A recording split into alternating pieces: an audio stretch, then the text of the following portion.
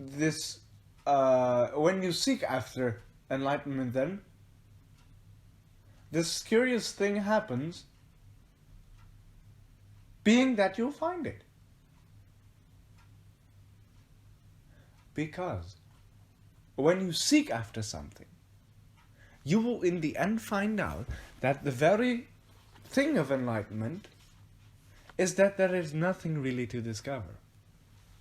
Only to discover your inquire to discover, that is to say, to really see what's going on, see through it. And so it is not quite the same as never having looked. Although in a way it is.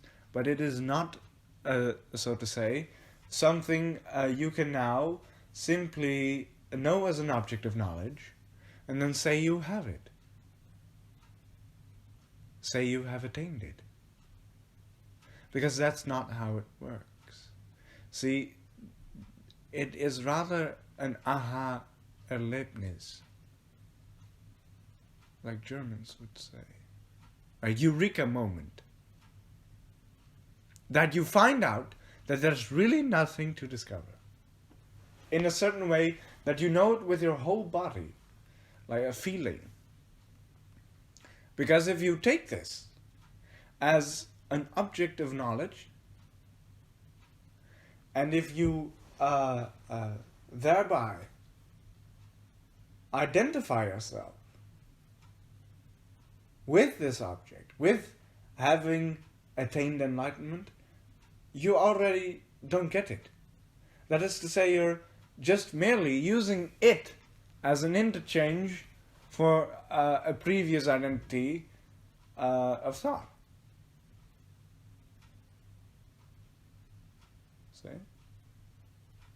In that, it is only a positive manifestation of the admission that you are not enlightened.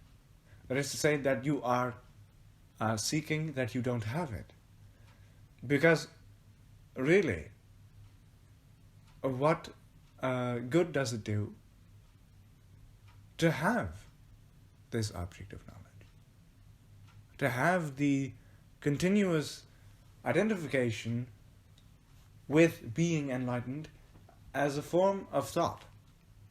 See, you're still dependent upon thought, upon this permanence.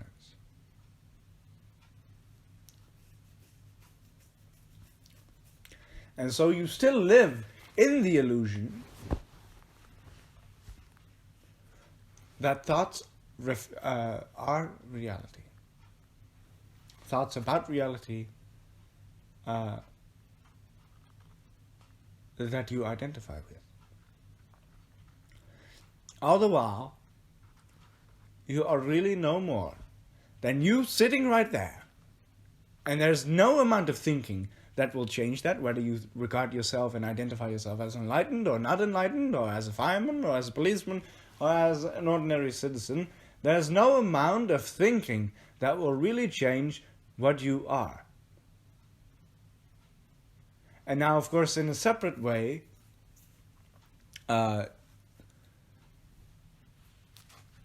it also means it does, but only in the sense that thoughts are also just a natural occurrence of reality, and so also should not really be thought. That is to say, that to be enlightened is not to have no thoughts, it is to know that thoughts are thoughts, and that reality is reality.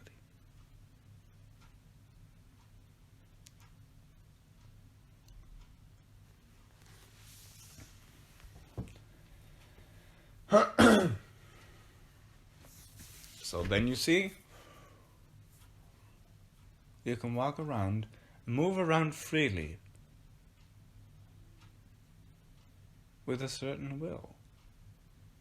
That is to say, if you really discover who you are, and you know that thoughts is not who you really are,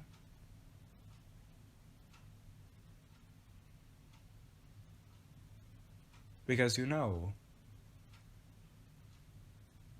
that if you identify yourself with a thought, then what has produced thought? See? You're already attaching yourself to the very product of what you really are. That's to say, when you think and a thought arises out of thinking, and you identify with this thinking, this is only an interpretation of the process and not the process itself. It excludes it because you cannot get behind yourself. You cannot run away from your own feet. And so when you realize this, you see that you will be able to move freely and not being so asleep. Because what makes you asleep is thinking that limits your movement. That's to say, this identity of thought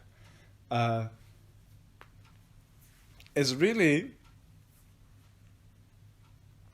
a non-aware situation in which you simply do not notice certain thoughts that you do identify with, or certain pressures that limit your movement and incapacitate you, because you signify them as being reality.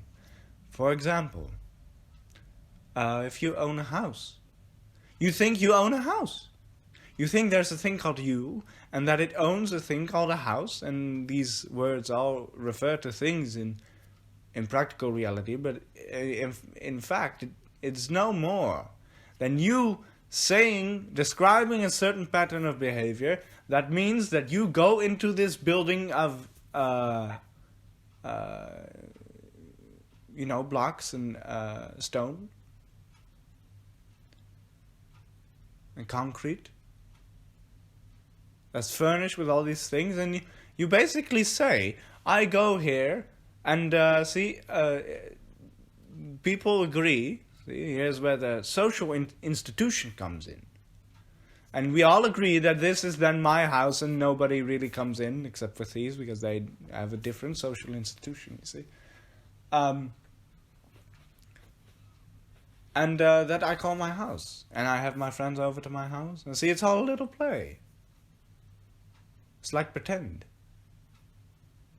Well, this then will be, it's like children do. It's like, well, this then will be my house, and that will be your house, and then you'll come over to my house, and we'll have a little dinner and talk and what have you. But really, it's just a few humans, going into this warmer place that they really like, because they prefer to be warm and sheltered, with the food, and with others like themselves, and they, discuss through means of noise that signifies a certain image in their heads, learned by dictionaries, learned by certain symbols, by symbols that have certain contrast between light and dark. That's to say, letters that make up words that refer to dictionaries in which they communicate. And all they do is sit in a room over dinner, have food on certain plates on a table with all these furnishings around, and they make noise to each other all the time.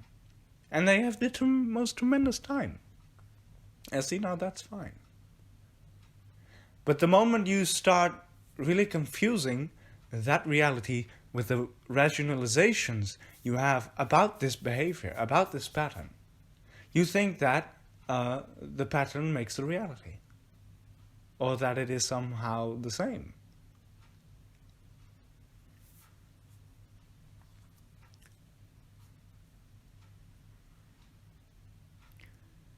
See, so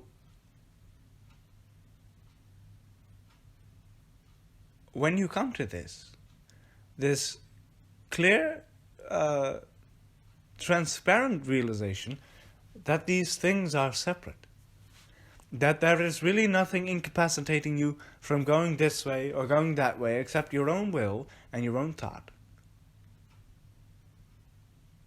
And so your own identifying with things. Then you will see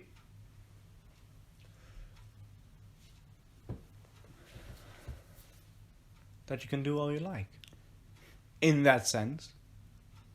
And now there's no reason to then go and kick about.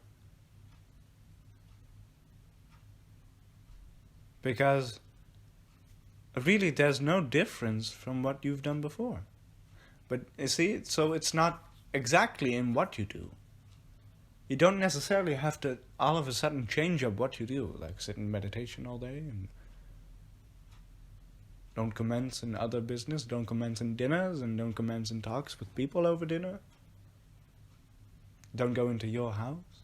See, but if you really start to believe that this is your house, that is the mistake. It's not necessarily meeting up and saying, well, come to my house and playing pretend, because playing pretend is all okay.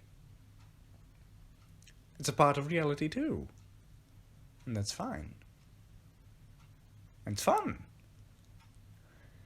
But to confuse it with what is really going on, that is to say, to not know that it is really going on like this, that it is thought and reality, is to be confused.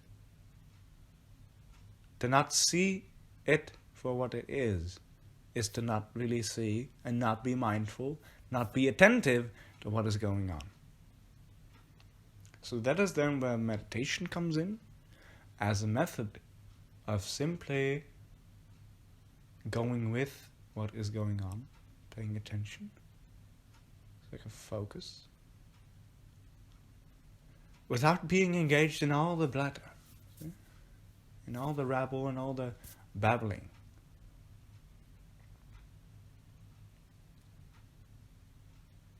So, you'll see that you have this will, this free will, in as far as you know really what is going on and who you really are. And so there's no ideas. See? The best answer to the question of who you are is really remaining silent. Unless, see, you now take that as a way of going about answering the right way, and now you've, for sake of that thought, stayed silent, then you're already thinking. That's why it ought not to be revealed too much, because it takes away the spontaneity of it. It'll leave you clueless. You don't know where to go, because everything you do is done wrong. But then you see that whatever you want to do, even being wrong, is not wrong. It's all fine. But to go back, you see that you have no incapacitated movement. If you see thoughts for just thoughts. And this is, of course, then, what has always been going on.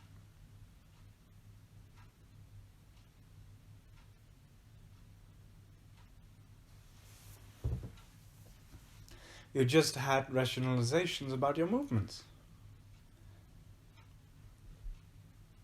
Just believed in the thoughts more than the reality. And see, so you felt pressured. If you're pressured, you're only thinking.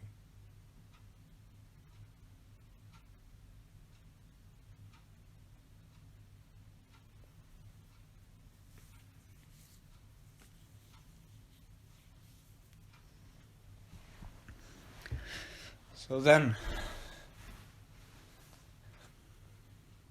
to wake up is to simply be with what is going on.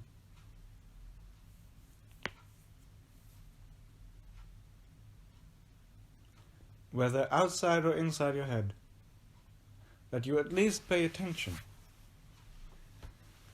See? And you cannot cheat your way there. Because to pay attention is simply to pay attention.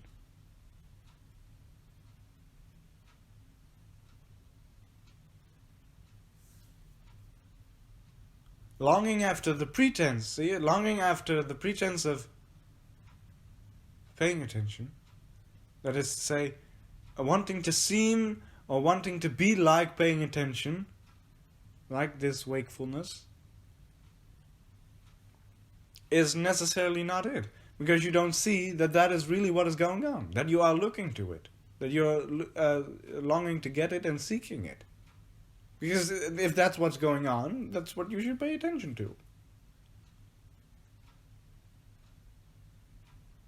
And then you have it. Without trying to get it.